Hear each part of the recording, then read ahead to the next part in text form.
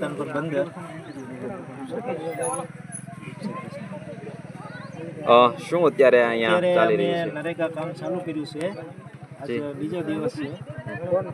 અત્યારે મજૂર છે, પણ અત્યારે અમારે માંડવાની આજમાં વ્યવસ્થા કરી છે પાણીની.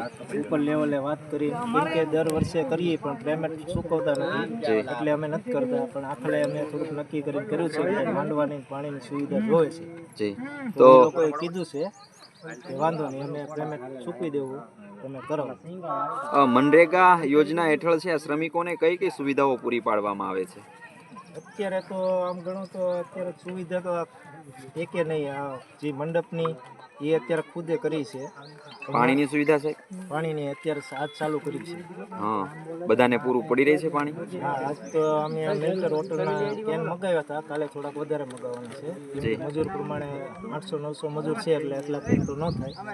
40-50 કેન કાલથી. તો પાણીની સુવિધા પણ નથી અને મંડપની સુવિધા હાલની તારીખમાં અત્યારે નથી. અત્યારે ગોઠવવાનું ચાલુ થયું છે.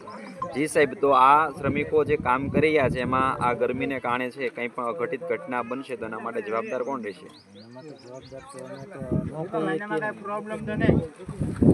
ત્યારે જેટલી અમારાથી સુવિધા થાય એટલી અમે એને કરી આપીએ. પંચાયત દ્વારા. બીજી કઈ સમસ્યાઓ છે સાહેબ કે? સમસ્યા તો અત્યારે આ જે ઓનલાઈન હાજરી કરવાની થઈ છે ને, એમાં બહુ ઇસ્યુ આવે છે કે કોઈનો ઓનલાઈન ફોટો નથી પડતો કે નથી કોઈની હાજરી હરખી પૂરાતી. હવે આમાં કવરેજના લોસારે પ્લસ કોઈ એક માણાનો ફોટો આવ્યો તો એક માણાનો નથી આવતો. તો હવે એને માટે ટેકનિકલ ફોલ્ટના હિસાબે તો હાજરી કઈ રીતે પૂરવી?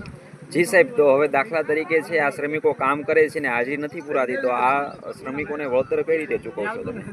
એ હવે રજૂઆત ઉપર કરી છે કે ભાઈ કન્ટિન્યુ આ લોકો જે 10 દિવસ કામ કરે તો 10 દિવસનું એને વળતર મળવું જોઈએ.